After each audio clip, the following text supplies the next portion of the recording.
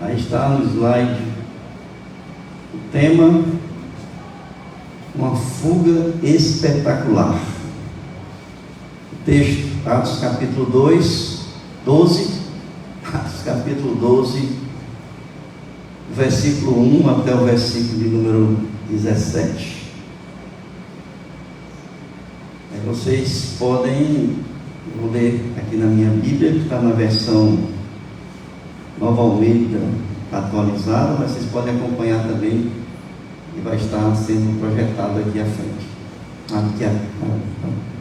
atrás de mim. E diz assim: por aquele tempo, o rei Herodes mandou prender alguns da igreja para os maltratar. Mandou matar à espada Tiago, irmão de João.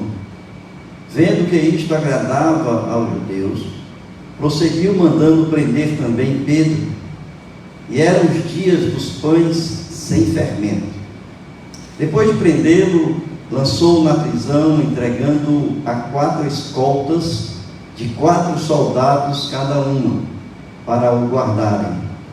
A intenção de Herodes era apresentá-lo ao povo depois da Páscoa. E assim Pedro estava guardado na prisão, mas havia oração incessante a Deus por parte da igreja a favor dele. Na noite anterior ao dia em que Herodes ia apresentá-lo ao povo, Pedro dormia entre 2 soldados, preso com 2 correntes. Sentinelas junto à porta guardavam a prisão. Eis, porém, que sobreveio um anjo do Senhor, e uma luz iluminou a prisão. O anjo tocou no lado de Pedro e o despertou, dizendo: levante-se depressa. Então as correntes caíram das mãos dele. E o anjo continuou: coloque o cinto e calce as sandálias. E ele assim o fez. O anjo lhe disse mais: põe a capa e siga-me. Então, saindo, Pedro seguia, não sabendo que era real o que estava sendo feito pelo anjo. Ele pensava que era uma visão. Depois de terem passado a primeira e a segunda sentinela, chegaram ao portão de ferro que dava para a cidade, o qual se abriu automaticamente, e saindo, enveredaram por uma rua, e logo adiante o anjo se afastou dele. Então Pedro, caindo em si, disse: agora sei que de fato o Senhor enviou o seu anjo e me livrou da mão de Herodes e de toda a expectativa do povo judeu. Ao se dar conta disso, Pedro resolveu ir à casa de Maria, mãe de João, também chamado Marcos, onde muitas pessoas estavam congregadas e oravam. Quando ele bateu à porta da frente, uma empregada chamada Rode foi ver quem era. Reconhecendo a voz de Pedro, ficou tão alegre que nem o fez entrar, mas voltou correndo para anunciar que Pedro estava à porta. Então os outros disseram: você ficou louca. Ela, porém, persistia em afirmar que era verdade. Então disseram: é o anjo dele. Enquanto isso, Pedro continuava batendo. Quando abriram a porta, viram-no e ficaram admirados. Ele, porém, fazendo-lhe sinal com a mão, para que se calassem, contou-lhes como o Senhor o tinha tirado da prisão, e acrescentou: anunciem isto a Tiago e aos irmãos.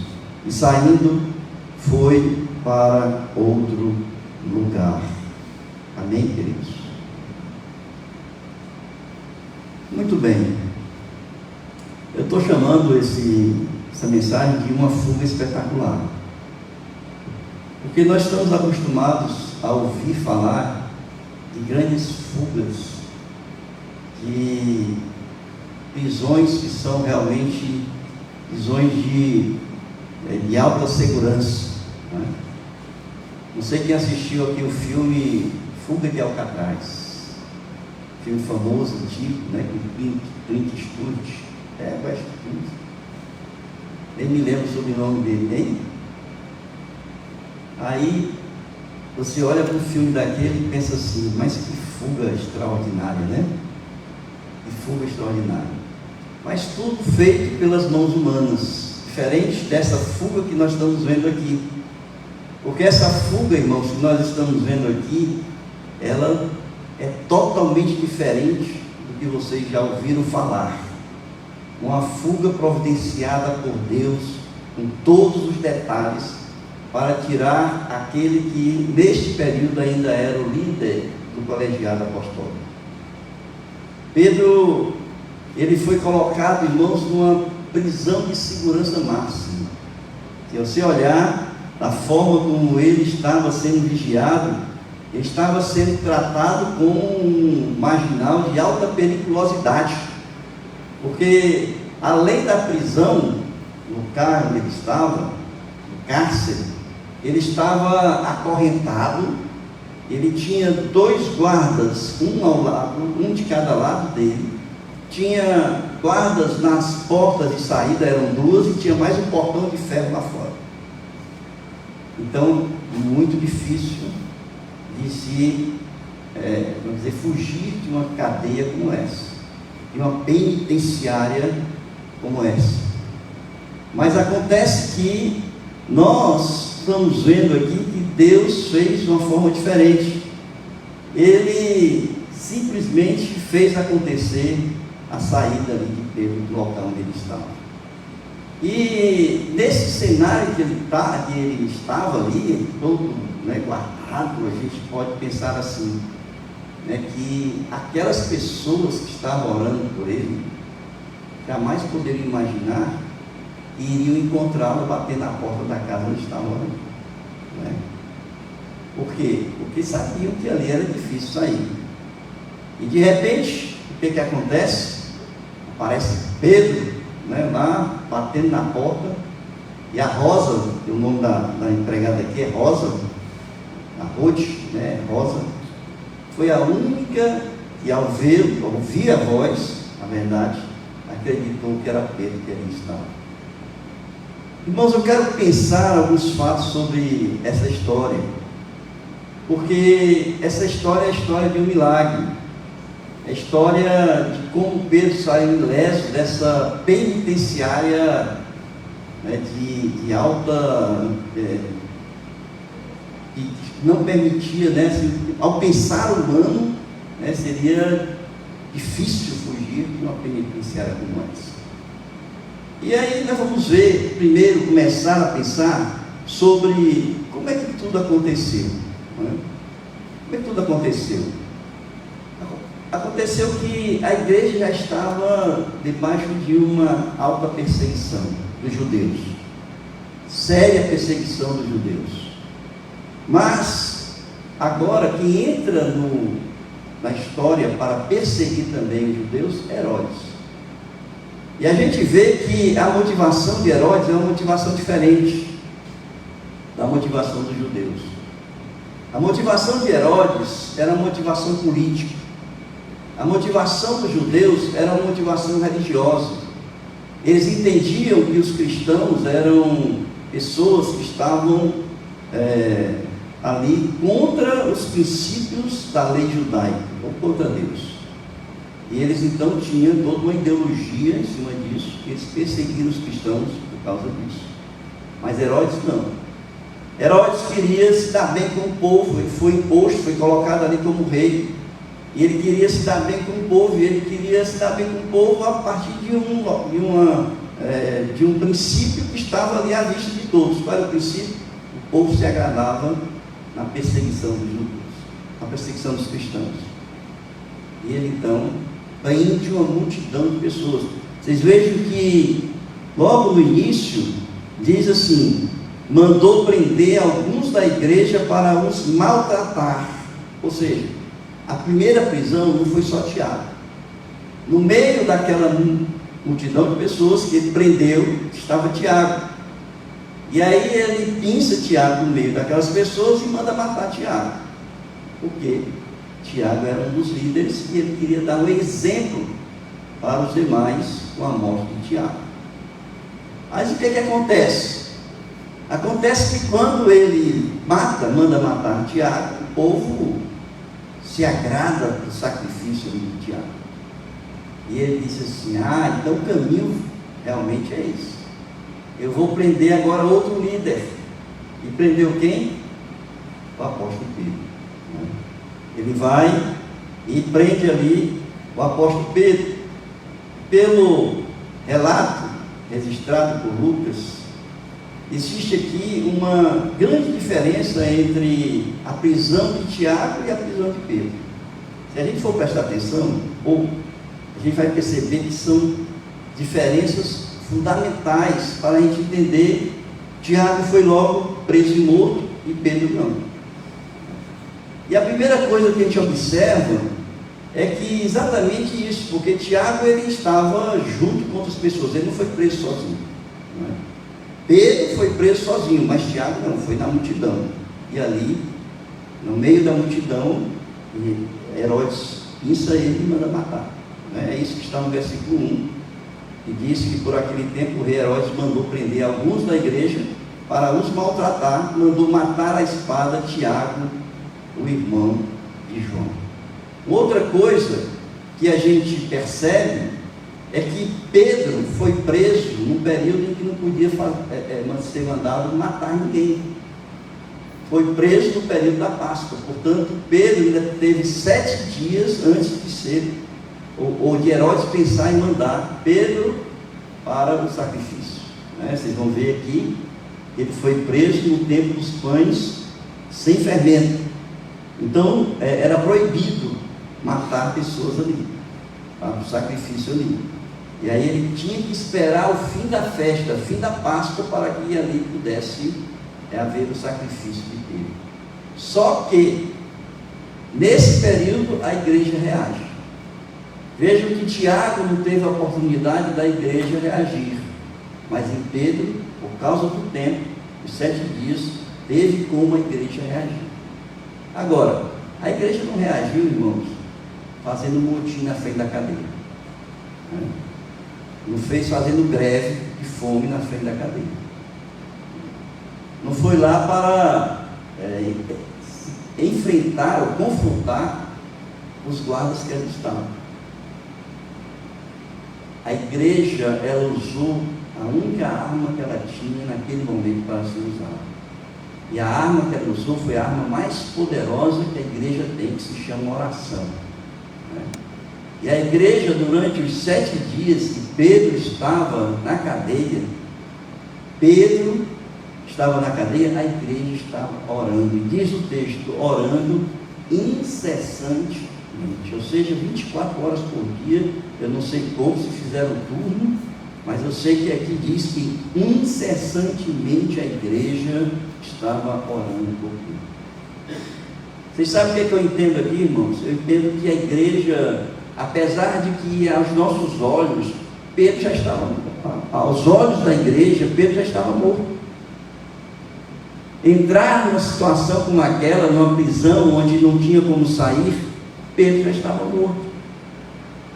E o que eu entendo aqui é que mesmo numa situação improvável, a igreja não desistiu de Pedro.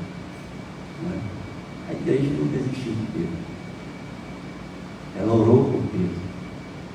E eu fico pensando nas coisas que nós desistimos, nas pessoas que nós desistimos na igreja, pessoas que muitas vezes estão passando por uma dificuldade que a gente não sabe, não conhece, e às vezes deixam a igreja por causa dessas lutas e dificuldades.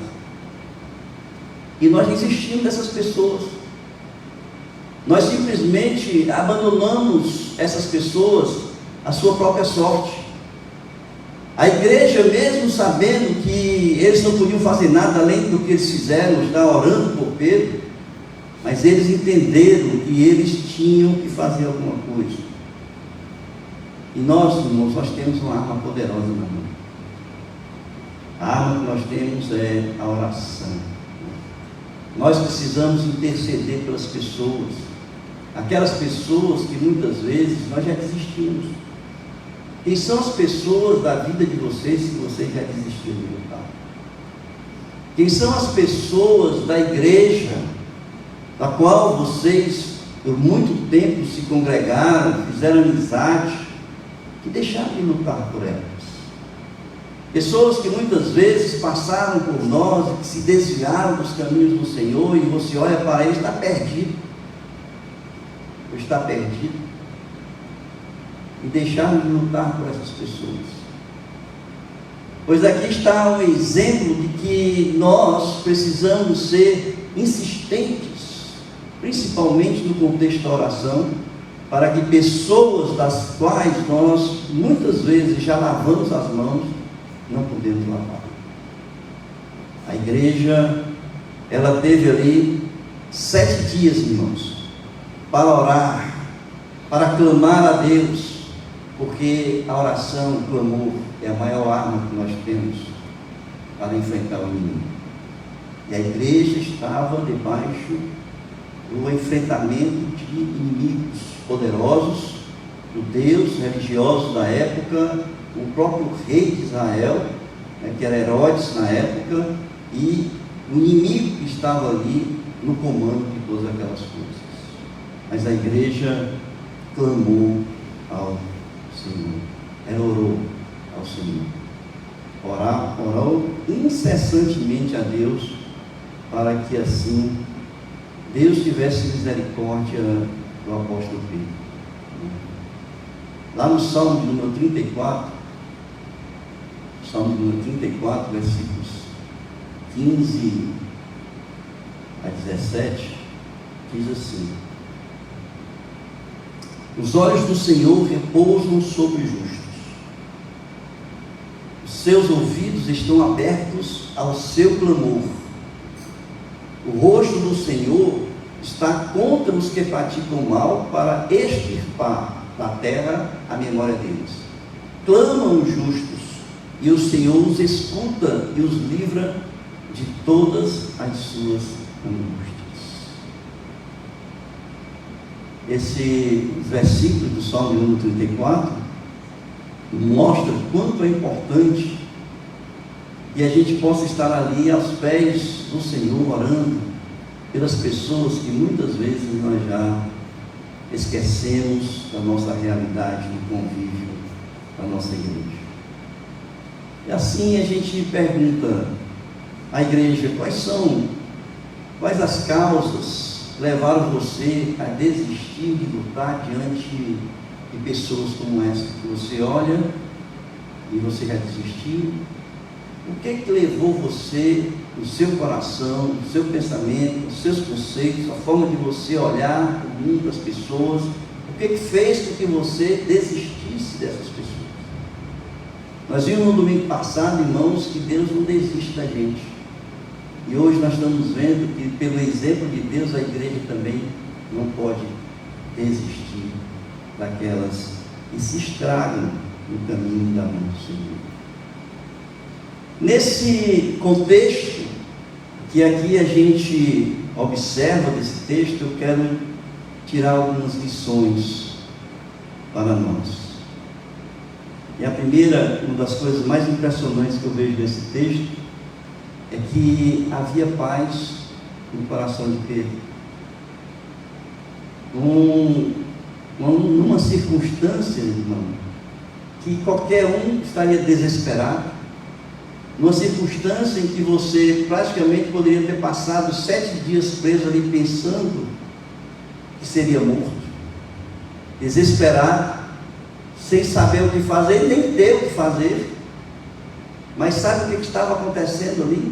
Pedro estava dormindo. É impressionante, irmãos. Havia paz no coração de Pedro.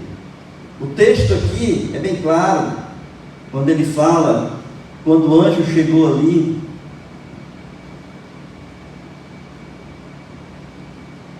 a partir do versículo 6, né? Diz assim: na noite anterior ao dia em que Herodes ia apresentá-lo ao povo, ou seja, assim que terminou a Páscoa, na noite, né, em que terminava a Páscoa, no dia seguinte ele ia ser morto, o anjo chega na prisão. E quando ele chega lá, o que está acontecendo? Pedro dormia entre 2 soldados, preso com 2 correntes, Sentinelas junto à porta guardavam a prisão. Nos impressiona essa questão da paz, porque a gente não consegue entender como é que nós somos, diante de circunstâncias muito difíceis na nossa vida, nós conseguimos manter uma paz, o equilíbrio emocional, um caminhar diante de situações difíceis em que nós conseguimos sobrepujar, ultrapassar esses momentos da nossa vida com tranquilidade, diante das pressões, diante das tribulações que nós enfrentamos na vida. Ali estava Pedro guardado, aguardando o seu martírio, tratado como marginal na prisão, mas estava dormindo tranquilamente. Irmãos, eu fico pensando que diferença daquele Pedro. Aquele Pedro que em um momento ele disse ao Senhor que ele não abandonaria o Senhor, e que logo depois daquelas palavras ele negou Jesus 3 vezes porque estava com medo. Ele negou Jesus porque teve medo de morrer. Mas aconteceu isso, sabe por quê? Porque ele ainda não havia passado por uma conversão legítima e verdadeira na sua vida. O texto ali em Lucas diz assim, Lucas capítulo 22, versículos 31 e 32. Jesus falando para Pedro, anunciando ali que ele iria negá-lo, ele diz: Simão, Simão, eis que Satanás vos reclamou para vos pendeirar como trigo. Eu, porém, roguei por ti para que a tua fé não desfaleça. Tu, pois, quando te converteres, fortalece os teus irmãos. Ou seja, depois que ele passou por aquele momento de negação, que ele sai, que ele chora, que ele se arrepende, aquele momento ali é o processo da conversão de Pedro, e ali há uma ação do Senhor na vida de Pedro, onde todas as suas fraquezas foram restauradas, a tal ponto de que quando ele chegou aqui, preso, esperando a morte, ele estava tranquilamente em paz, esperando, porque ele sabia que o Senhor o aguardava, que o Senhor o guardava. Podemos ver isso, irmãos, em muitas passagens da Bíblia. Ali em Daniel, os amigos de Daniel passaram por situações assim. Daniel foi jogado na cova dos leões, mas não estava com medo. Os amigos de Daniel foram jogados na fornalha ardente, mas não tiveram medo. Estavam em paz, confiantes ali no Senhor. Portanto, o Senhor estava dando paz a eles. O apóstolo Paulo, ele diz o seguinte, em Filipenses, capítulo 4, versículos 6 e 7.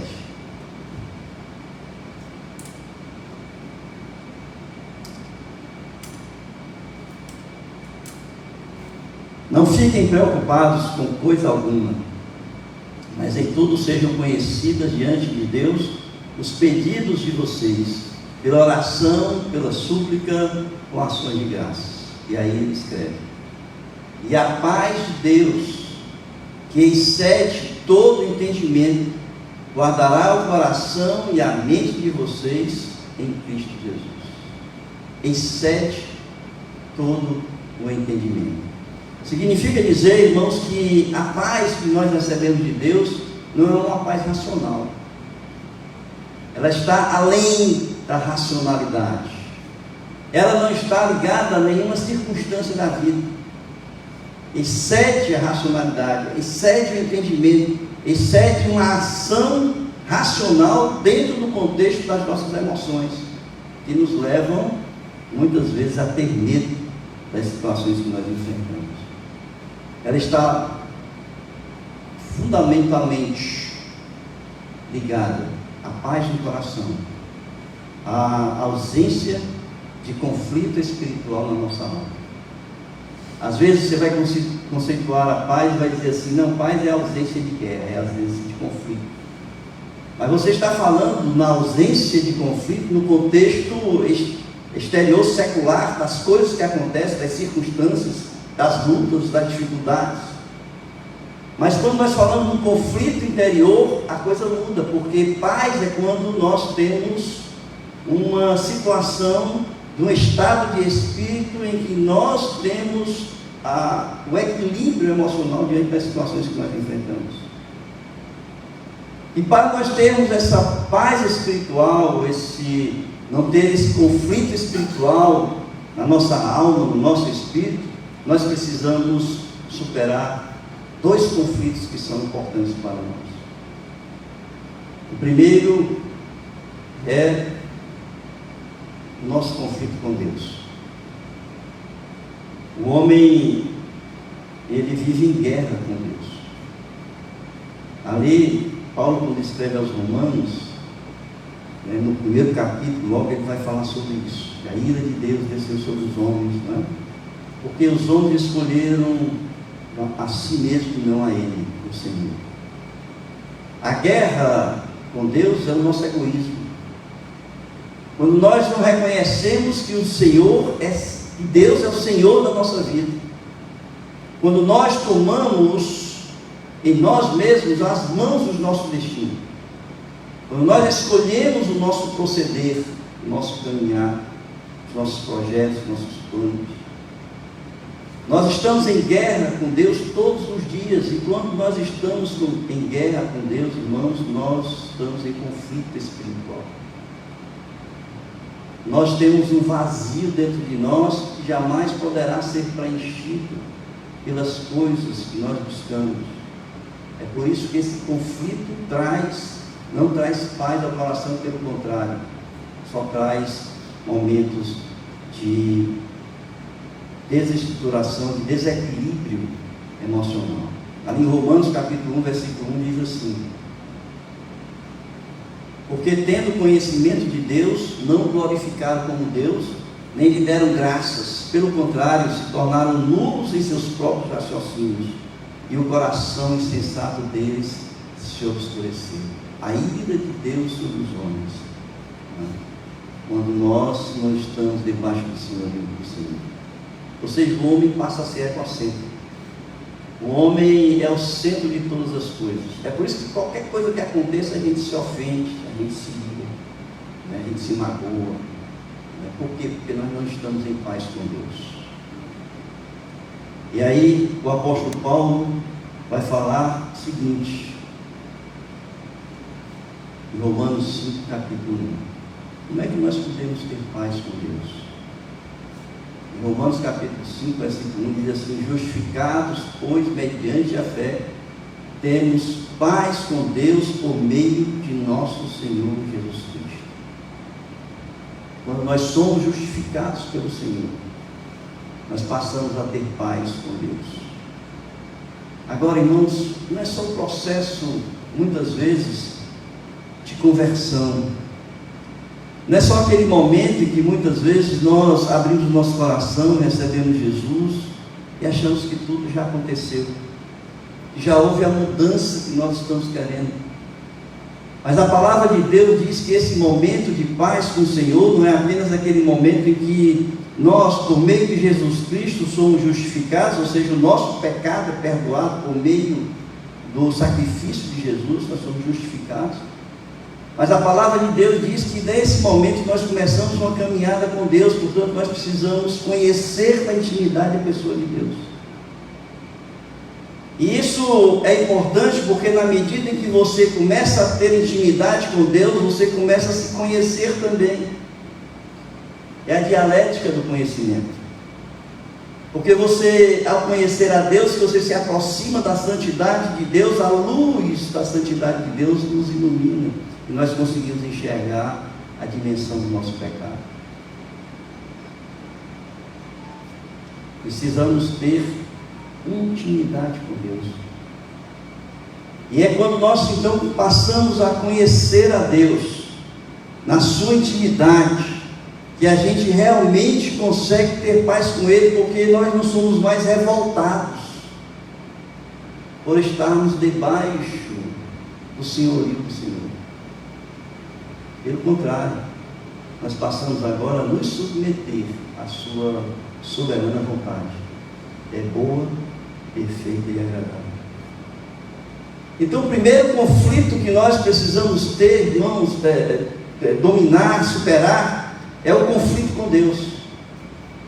É isso que eu olho para o apóstolo Pedro depois da sua conversão, e olho agora ele aqui no capítulo 12, que é quando Lucas despede Pedro desse livro que ele escreve, porque a partir desse momento agora é Paulo quem aparece.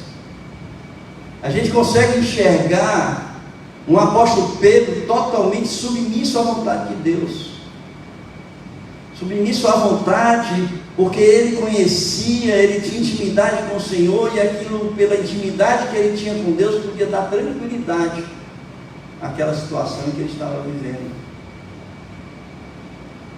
Nós precisamos, para ter paz no nosso coração, o primeiro passo que nós precisamos fazer, irmãos, é nos reconciliar plenamente com Deus.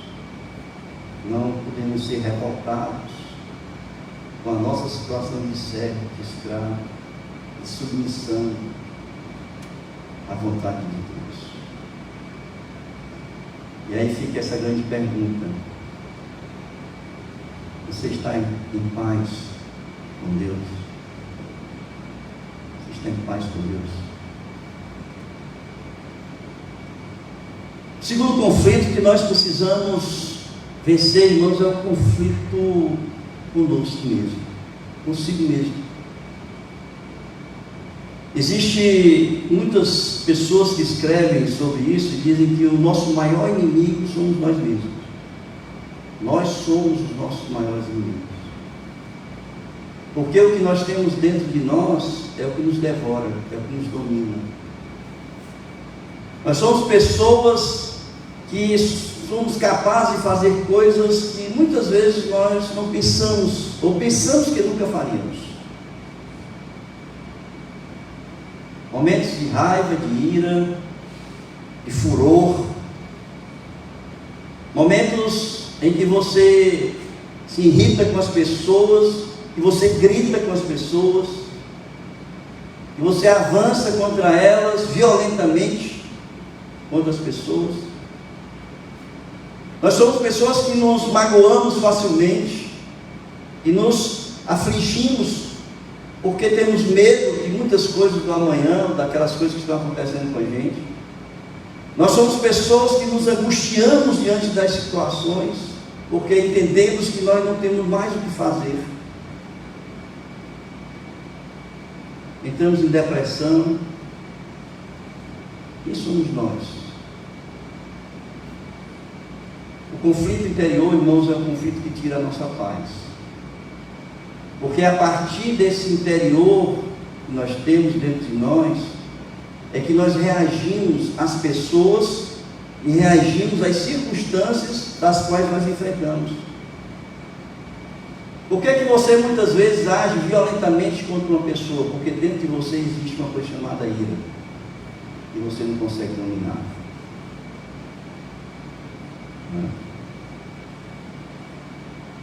A emoção, ela é algo que deve estar sob o controle do seu coração, da sua mente. A emoção, ela nunca deve ser mais forte do que a sua razão,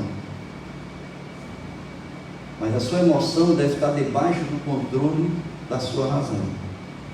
E quando nós perdemos isso, nós nos descontrolamos.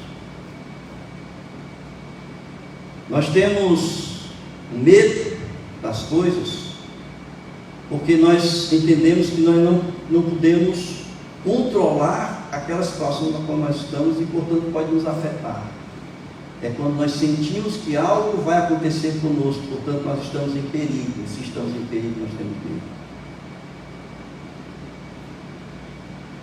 Quem somos nós? Somos pessoas que tiram a nossa paz. Davi, ele era uma pessoa que olhava para o Deus e ele sentia uma paz tão grande.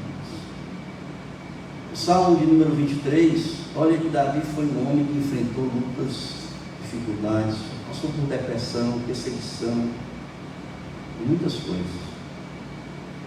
Mas o Salmo de número 23, ele mostra a grandeza de uma pessoa que está em paz consigo mesmo. Ele diz: o Senhor é o meu pastor e nada me faltará. Confiança em Deus. Ele me faz repousar em pastos verdejantes. Paz interior. Leva-me para junto das águas de descanso. Refrigera minha alma. Guia-me pelas veredas da justiça por amor do seu nome. Ainda que eu ande pelo vale da sombra da morte, não temerei mal nenhum, porque tu estás comigo. O teu bordão e o teu cajado me consolam. Que paz, né? Paz. No Salmo de número 91, o salmista diz: o Senhor é o meu refúgio. Você fez do Altíssimo a sua morada. Nenhum mal lhe sucederá, praga nenhuma chegará à sua tenda, porque aos seus anjos lhe dará ordens a seu respeito, para que guardem você em todos os seus caminhos. Eles o sustentarão nas suas mãos, para que você não tropece em alguma pedra. Ainda diz: você pisará o leão e a cobra, com os pés esmagará o leãozinho e a serpente. Deus diz: porque a mim se apegou com amor, eu o livrarei, eu o protegerei, porque conhece o meu nome. Ele me invocará e eu lhe responderei. Na sua angústia eu estarei com ele, eu o livrarei e o glorificarei. Vocês sabem como é que nós podemos encontrar essa paz interior? Quando nós passamos também a ter intimidade com Cristo. Irmãos, Jesus Cristo nos conhece. O Senhor nos conhece quando nós éramos ainda uma massa informe. Sabe quem nós somos. O Senhor conhece o nosso coração, o nosso proceder. Antes que nós possamos falar, Ele já sabe quais são as palavras que serão ditas por nós. Ele nos conhece com profundidade, com intimidade. Somente Jesus, que nos conhece, é que pode retirar de nós essas imperfeições, essas fraquezas, as nossas frustrações, os nossos medos, porque Ele nos entende. Ele sabe quem nós somos. Jesus Cristo é aquele que entendeu a mulher samaritana, uma mulher que já tinha tido 5 maridos. Estava no 6º, não era dela, era adúltera. Mas ele entendeu o coração dela. Jesus Cristo é aquele que entendeu o coração da mulher adulta que queria ser apedrejada, e mesmo naquele momento em que ela estava correndo risco de ser apedrejada, ele se coloca ao lado dela, no mesmo perigo de ser apedrejado junto com ela.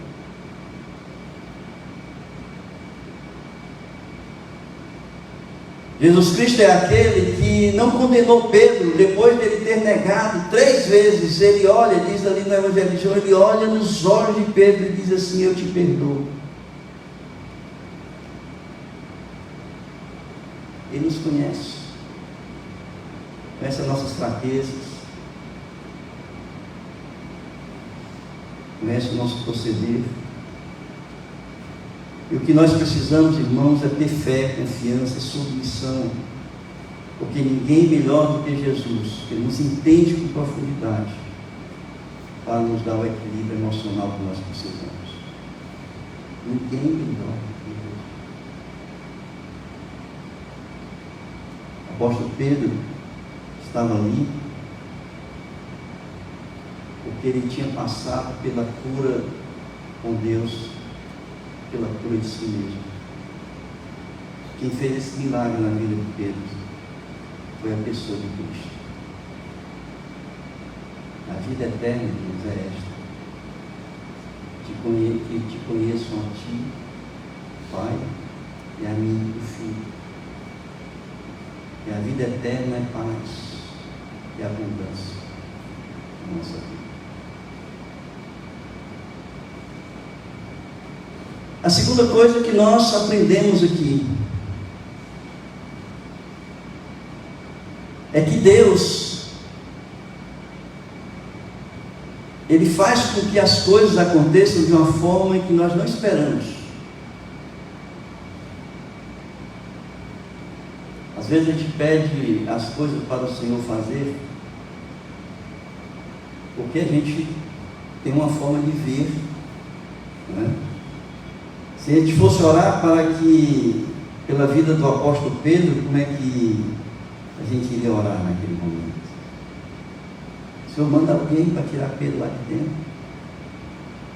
O Senhor não deixa Pedro morrer, né?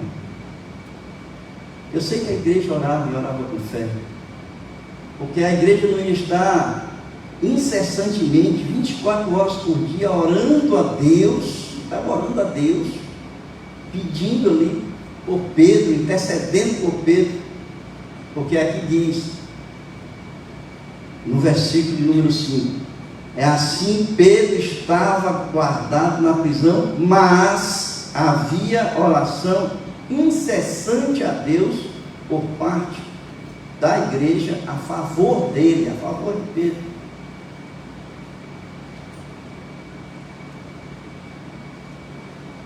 Mas muitas vezes Deus, Ele não responde como a gente quer.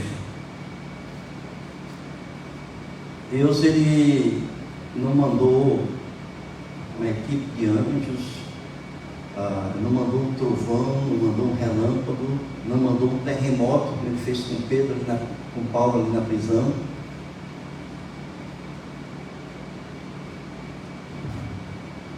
Deus, Ele fez de uma forma diferente, irmãos. Por isso que eu entendo às vezes por que aquelas pessoas que estavam orando por Pedro se assustaram quando viram Pedro. Porque simplesmente Deus não mandou ninguém pegar uma chave e abrir a porta. Deus não mandou ninguém pegar a chave e abrir os cadeados das correntes que estavam segurando o apóstolo Pedro. Deus, Ele simplesmente apertou um botão lá no céu,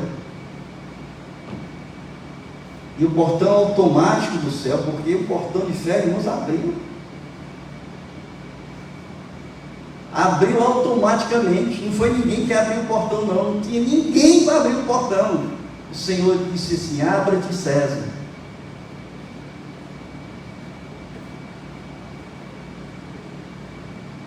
O portão se abriu.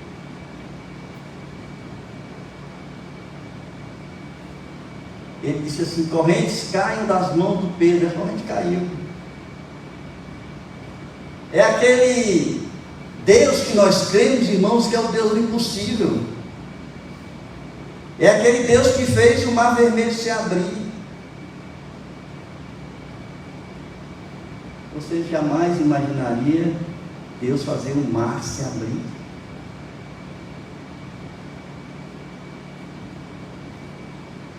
Deus atendeu as orações, mas na forma dele. Deus atende segundo o tempo dele, na hora dele, da forma como ele quer. E muitas vezes nós nos impressionamos, e muitas vezes nós ficamos abismados do milagre que o Senhor faz acontecer. A igreja estava orando, pedindo pelo apóstolo Pedro, irmãos, mas a coisa aconteceu de uma forma tão milagrosa, que eles ficaram espantados com o milagre. Alguém aqui já ficou espantado com o milagre de Deus na sua vida? Eu já. Se ninguém aqui levanta a mão, não levanta a mim, porque eu já. Irmãos, olha, quando Deus age, a gente fica realmente de boca aberta. E aqui aconteceu exatamente esse fato. A intervenção de Deus foi uma intervenção milagrosa, impensável aos olhos humanos. Para que isso acontecesse, nós precisamos identificar alguns pontos cruciais nesse processo. Primeiro, nós temos que considerar a soberana vontade de Deus. Deus é soberano. Ele faz acontecer quando Ele quer que aconteça, da forma que Ele quer que aconteça. O livramento de Pedro foi da livre e soberana vontade de Deus. Segundo, houve incessante oração da parte da igreja. A igreja não desistiu do apóstolo Pedro. Terceiro, toda a ação ela foi divina. Não teve em nenhum momento que Deus tenha usado ninguém, pessoa humana qualquer, para que Pedro fosse liberto. Ele usou quem? Um anjo. E o que o anjo fez? Mandou Pedro, acordou Pedro, mandou que ele se levantasse, se vestisse e saísse. E Pedro assim meio noiado pelo sono, né? Meio grogue ali do sono.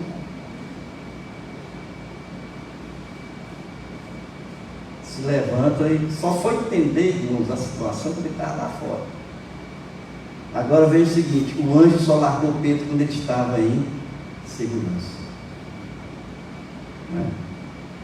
Quando ele chegou na rua, não tinha mais perigo nenhum para Pedro, ele desaparece.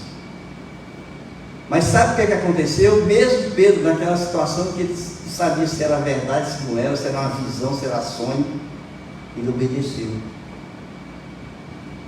Houve aqui 5 comandos do anjo. 5 comandos, pode contar, tem 5 comandos aqui. E todas as vezes que o anjo disse assim, faça isso, o que é que Pedro dizia? Não, vou fazer não. Não.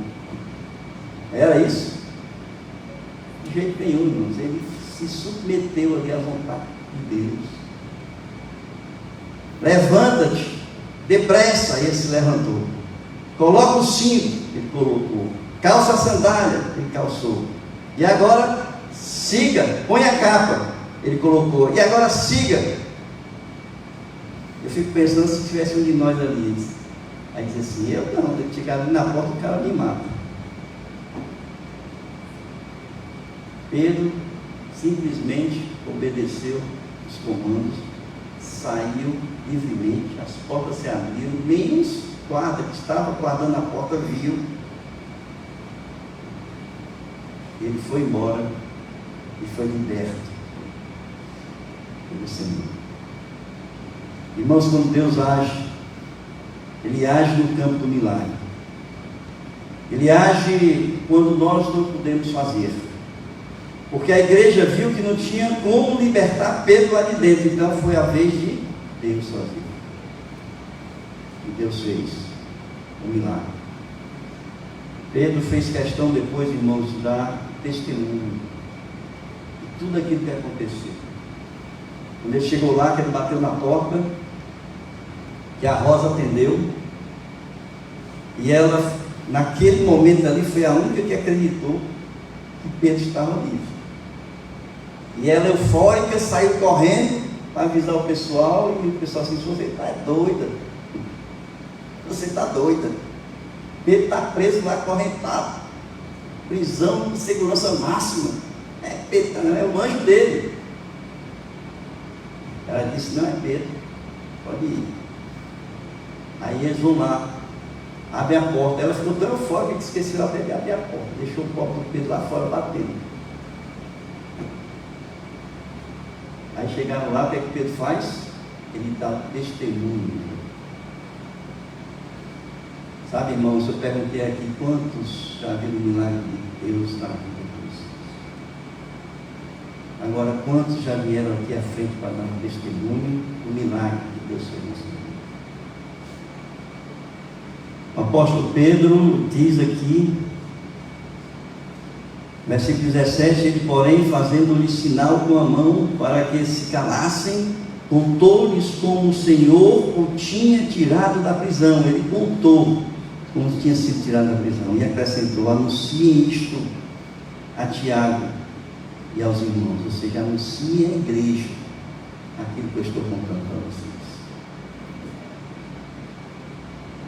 Nós precisamos falar daquilo que Deus fez e faz por nós. Testemunhar. Nós somos chamados para sermos testemunhas de Jesus. Não é o testemunho secreto, né? Porque tem aquele testemunho secreto, gosta de cochichar no ouvido do outro. A gente tem que ser testemunha, falar os 4 cantos do mundo aquilo que o Senhor fez e faz por nós. E Pedro não perdeu a oportunidade. A primeira coisa que ele fez quando chegou lá foi contar o milagre.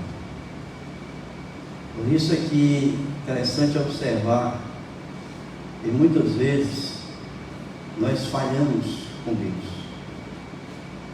Nós falhamos com Deus e não acreditar que Deus é capaz de fazer da forma que Ele quer fazer. Nós falhamos com Deus porque mesmo da forma que Deus faz, nós não somos capazes de falar aquilo que Ele faz. É por isso que a igreja está perdendo o poder. Porque a gente não fala do poder de Deus. A igreja só tem poder quando a gente fala do poder de Deus. E nós precisamos falar desse poder. Amém, queridos? Uma fuga espetacular. Uma fuga onde não teve nenhum momento ação de um ser humano para ali fazer com que Pedro saísse. Foi totalmente ação de Deus. Uma fuga espetacular. E nos ensina que mesmo em situações difíceis, nós precisamos ter paz no coração. Confiar em Deus. Porque Deus faz como Ele quer, na hora que Ele quer, do jeito que Ele quer. Amém, Deus?